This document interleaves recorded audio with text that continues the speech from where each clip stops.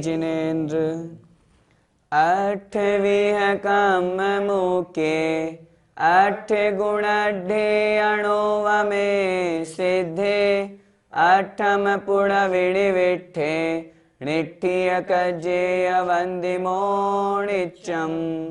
पंच परमेष्ठी भगवानी की जय। पिछली ज्ञानशाला की कक्षा में हमने संयमाचरण दो अपेक्षा से समझे थे, एक श्रावकों का और एक मुनियों का।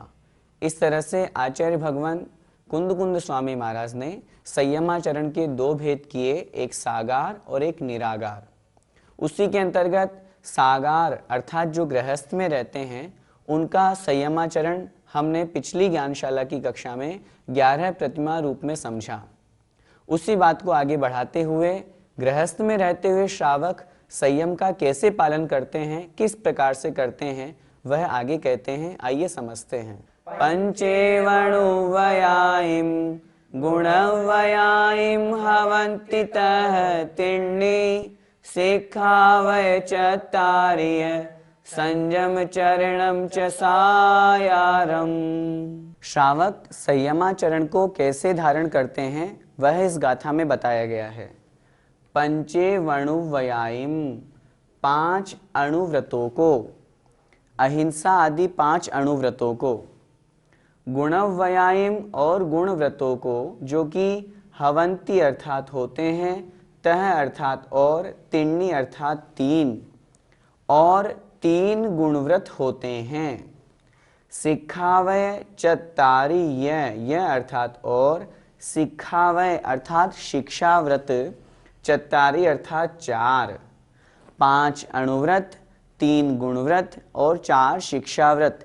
इस प्रकार 12 व्रत रूप संयम चरणम अर्थात संयमाचरण, च अर्थात और, सायारम अर्थात सागारों का, जो आगार से युक्त है, आगार अर्थात घर, जो गृहस्थ हैं, श्रावक हैं, घर में रहते हैं, वो इन 12 व्रत रूप संयम का पालन करते हैं।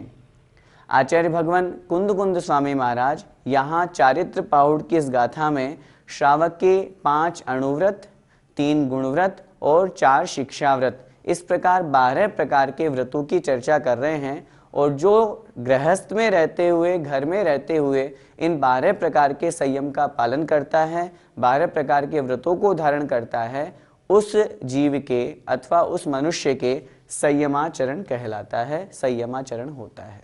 भैया जी, यहाँ पर सागार संयमाचरण के 12 भेद हैं, इनके बारे में आप थोड़ा संक्षिप्त में बताएं। 12 व्रतों में सबसे पहले आचार्य भगवान ने लिखा पंचेवणुवयायिम अर्थात 5 अणुव्रत।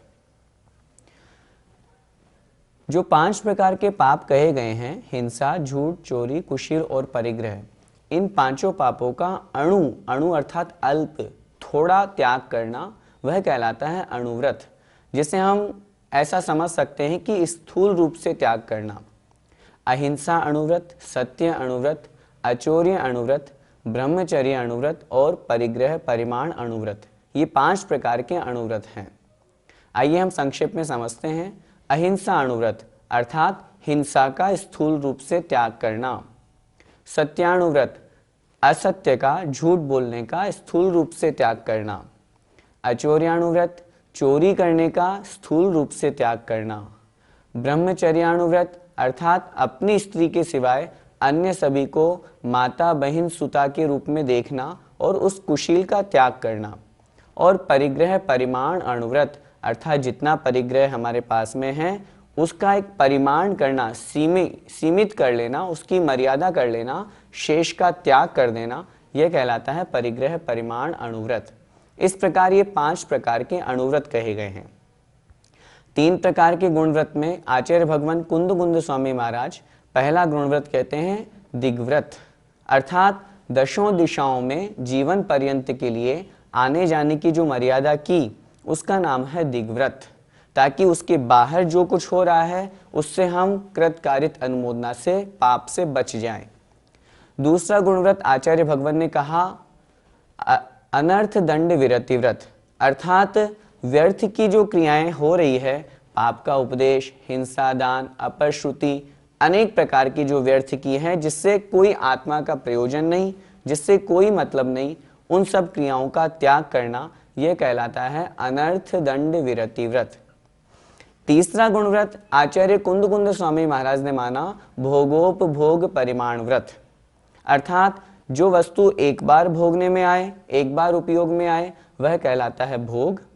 जिस वस्तु का हम बार बार उपयोग करते हैं, बार बार उसे यूज में लेते हैं, वह कहलाता है उपभोग। जैसे हमने जो भोजन ग्रहण किया, जो पानी आदि ग्रहण किया, उसे एक बार ग्रहण कर लिया, उसी भोजन को हम दोबारा ग्रहण नहीं करते। लेकिन वस्त्र, मकान, घर, गाड़ी आदि ये सब सारे के सारे वस्तु उपभोग, जिसे हम बार बार ग्रहण करते हैं, बार बार उपयोग में लेते हैं। तो ऐसी भोग और उपभोग दोनों प्रकार की वस्तुओं का परिमाण कर लेना, उसमें मर्यादा बांध लेना, यह कहलाता है भोगोपभोग परिमाण नामक तीसरा गुणव्रत।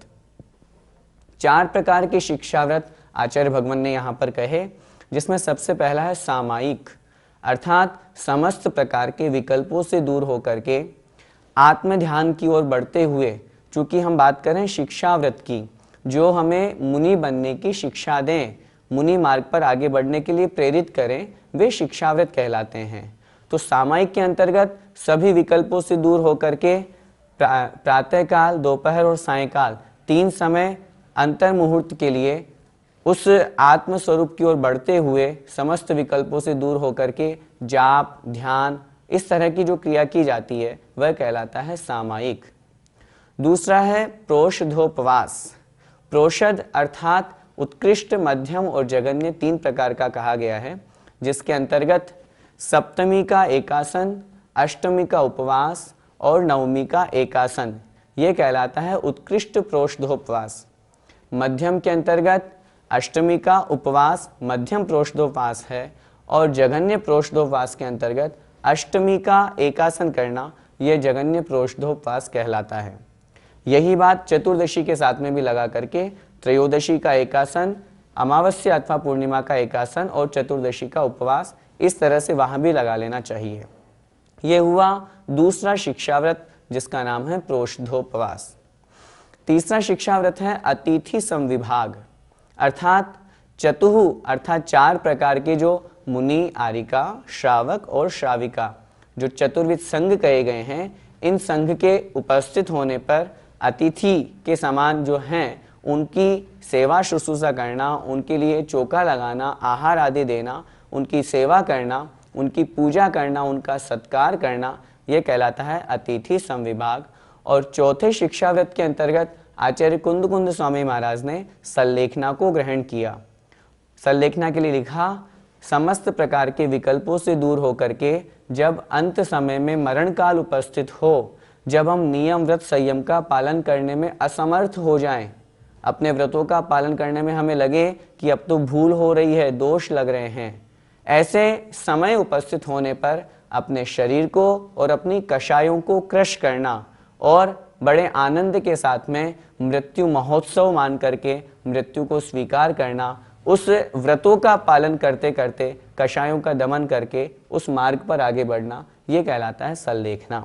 इस प्रकार आचार्य भगवान कुंद स्वामी महाराज ने 5 अणुव्रत, 3 गुणव्रत और 4 शिक्षाव्रत रूप में, इन 12 व्रत रूप में सागार चारित्र कहा है। भैया जी, उमा स्वामी महाराज ने यह 12 व्रत अलग बताए एवं कुंद महाराज ने यह 12 व्रत अलग बताए, ऐसा क्यों? इसमें कोई विशेष बात नहीं है, ये आचार्यों की अलग अलग अपनी अपनी मान्यता है। आचार्य उमा स्वामी महाराज ने 12 व्रतों में 5 अणुव्रत तो वे ही स्वीकार किए हैं। गुणव्रत में उन्होंने दिग्व्रत, देशव्रत और अनर्थ दंड विरति व्रत लिया। 4 शिक्षा व्रतों में उन्होंने सामायिक, प्रोषधोपवास, भोगोपभोग परिमाण और अतिथि संविभाग लिया।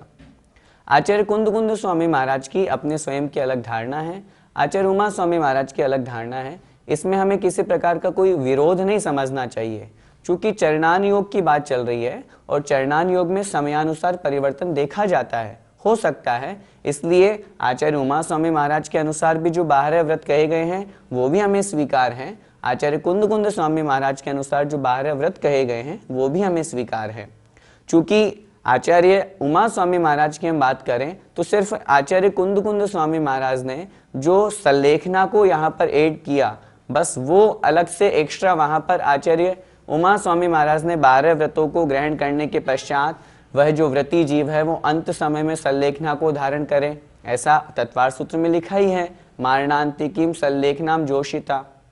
आचार्य कुंद स्वामी महाराज ने उस सल्लेखना को शिक्षा व्रत में ही ग्रहण कर लिया, ताकि हो सकता है आचार्य कुंद स्वामी महाराज की भी यही भावना वहां पर हमें दृष्टिगोचर हो रही है कि जो श्रावक भी है, जो मुनि नहीं बन पा रहा है लेकिन सागार चारित्र का पालन कर रहा है, तो वह भी मरण समय में, अंत समय में सल्लेखना पूर्वक मरण करे, ताकि उसके 12 व्रत परिपूर्ण हो और सल्लेखना पूर्वक मरण करने से उसका जो अगला भव है वो निश्चित रूप से कल्याणकारी होगा, मोक्ष के लिए उसके लिए बहुत लाभदायी होगा। पंडित भैया जी, सल्लेखना तो अंतिम समय में होता है, फिर इस यहाँ पर नित्य कैसे पालन की जाएगी?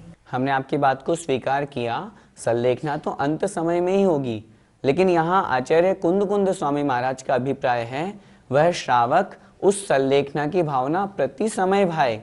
जो हम प्रति समय भगवान जिनेंद्र देव के समक्ष भाते तो हैं, कहते हैं दिन रात मेरे स्वामी मैं भाव ना ये भाऊं, देहांत के समय में तुमको न भूल पाऊं। भाव यहाँ पर वही है, हे भगवान मैं आपसे प्रतिदिन प्रति समय एक ही भावना भाता हूँ कि जब भी मैं मरण को प्राप्त हूँ समाधि पूर्वक मरूं, सल्लेखना पूर्वक मरण करूं। इस भावना का नाम ही शिक्षा व्रत समझना चाहिए। जब यह प्रति समय प्रतिदिन भाई जाएगी तो वह उस श्रावक के शिक्षा व्रत रूप में होगी, और भावना भाने से जब वह अंत समय में पहुंचेगा तो निश्चित रूप से सल्लेखना को प्राप्त करेगा ही करेगा। हम प्रतिदिन भगवान से प्रार्थना तो करते हैं, दुख खो कम खो समाहि मरणम च बोहिला होय मम हो जगद बंधव तव जिनवर चरण शरणेण। अर्थात हे भगवान मेरे दुखों का क्षय हो, कर्मों का क्षय हो, समाहि मरणम मेरा समाधि पूर्वक मरण हो, बोहिलाओ मुझे बोधि की प्राप्ति हो।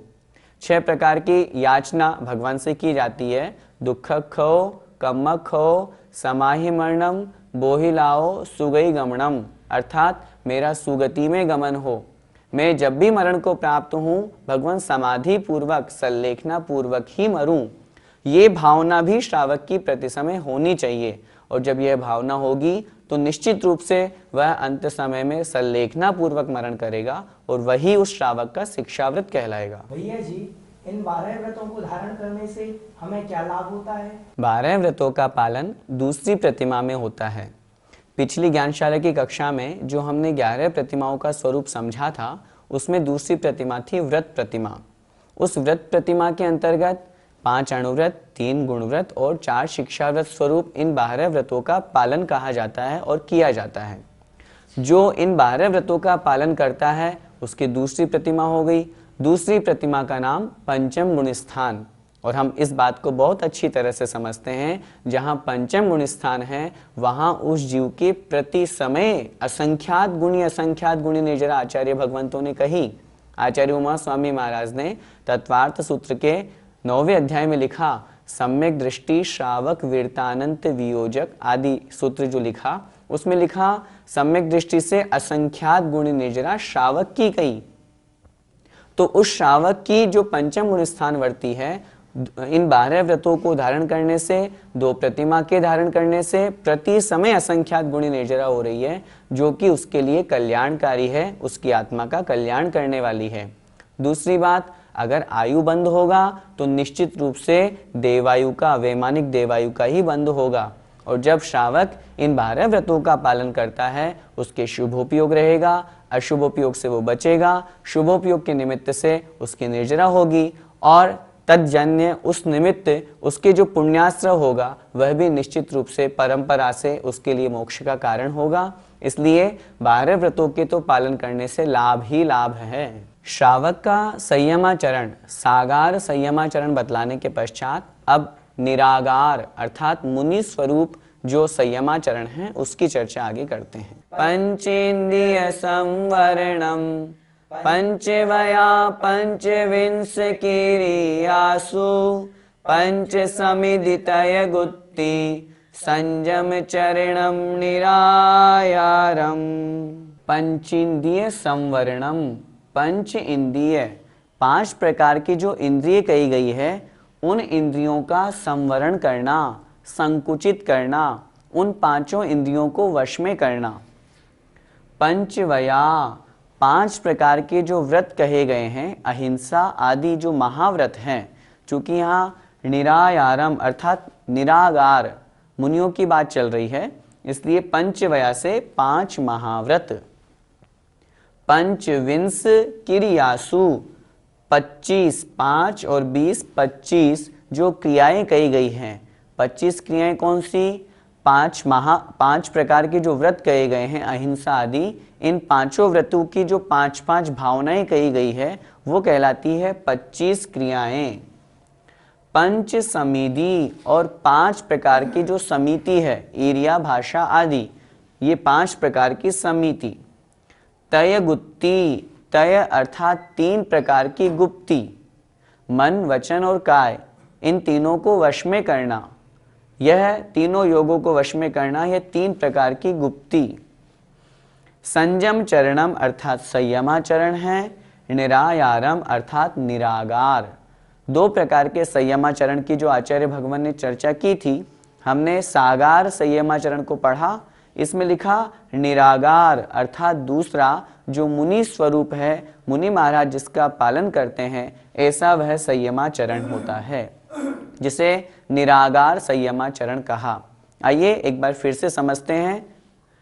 5 इंद्रियों को अपने वश में करना, उनको संकुचित करना, 5 प्रकार के व्रतों का पालन करना, 5 प्रकार के व्रतों की जो 5 भावनाएं कही गई है उन 25 क्रियाओं का पालन करना, पंच समिधि 5 प्रकार की समिति का पालन करना, और तय गुप्ति अर्थात 3 प्रकार की गुप्ति को धारण करना, यह दूसरा निरागार संयमाचरण है। भैया जी, 5 महाव्रतों की 25 क्रियाएं कौन कौन सी होती हैं? 5 व्रतों की 5 भावनाएं आचार्य भगवान उमा स्वामी महाराज ने तत्वार्थ सूत्र ग्रंथादिराज में लिखी है। अभी पहले पाठशाला में तत्वार्थ सूत्र पढ़ाया गया था, उसमें जब हमने 7वां अध्याय समझा, वहाँ पर आचार्य भगवान ने 5 व्रतों की अहिंसा, सत्य, अचौर्य, ब्रह्मचर्य और अपरिग्रह, इन 5 व्रतों की 5 भावनाओं का वर्णन किया। हमें वहाँ से स्वीकार कर लेना चाहिए, वे 5 प्रकार की भावनाएं 25 क्रियाएं होती है, और मुनि महाराज उसका प्रति समय ध्यान रखते हैं और उसका पालन करते हैं। भैया जी, इस प्रकार जो संयमाचरण चालक है उसका मुनि महाराज सही रूप से पालन नहीं करते, तो क्या वह हमारे लिए पूजनीय है या नहीं? आचार्य भगवंतों ने मुनि के लिए 28 मूल गुण लिखे। उन 28 मूल गुणों में से यदि एक भी मूल गुण कम है तो वे हमारे द्वारा पूजनीय नहीं, वंदनीय नहीं। हम स्वयं विचार करें, यदि कोई मुनि महाराज हैं, मुनि हैं, दिगंबर हैं, पिछी कमंडल है, बिल्कुल नग्न दिगंबर होकर के विचरण कर रहे हैं, लेकिन 28 मूल गुणों का पालन नहीं हो रहा है, उनके महाव्रतों में दोष लग रहा है अथवा किसी दूसरे मूल गुण में दोष लग रहा है, तो वे हमारे द्वारा पूजनीय कैसे हो सकते हैं? आचार्य भगवान कुंदकुंज स्वामी महाराज आगे स्वयं कहेंगे, यदि कोई दिगंबर वेश को धारण करके थोड़ा बहुत भी परिग्रह रखता है, तो आचार्य भगवान ने लिखा, जय ले अप बहुयम तत्तो पुण्य जाय निगोदम। जो थोड़ा बहुत भी लेता है, तो वह थोड़ा बहुत भी अपने पास में परिग्रह रखता है, तो वह मुनि निगोद का पात्र बनता है। अर्थात जब परिग्रह का पूर्णतया त्याग हो गया, अपरिग्रह महाव्रत हो गया, तो फिर वापस परिग्रह को ग्रहण करना यह बहुत बड़ा दोष है। उनके व्रत में अतिचार नहीं, अनाचार लग गया। अनाचार लग जाने से व्रत ही खत्म हो गया, अब मुनि व्रत नहीं रहा। हम श्रावक हैं, श्रावक के हमारे 8 मूल गुण कहे गए हैं।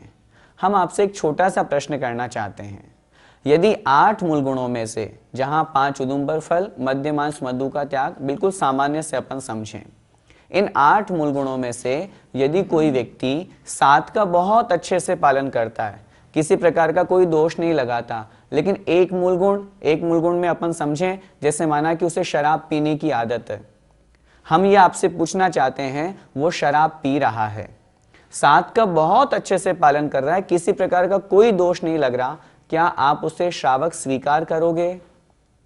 उत्तर मिलेगा कदापि नहीं। कैसे करेंगे स्वीकार? वो तो शराब पी रहा है, उसका एक मूल गुण कम हो रहा है, और जो शराब पिएगा वो श्रावक कैसा? जब यह बात हम गृहस्थों में, श्रावकों में लगाते हैं, तो यही बात हमें मुनियों में भी स्वीकार करनी चाहिए। 28 मूल गुण का तात्पर्य बिल्कुल मूल है, जड़ है, इसके बिना मुनि संज्ञा नहीं।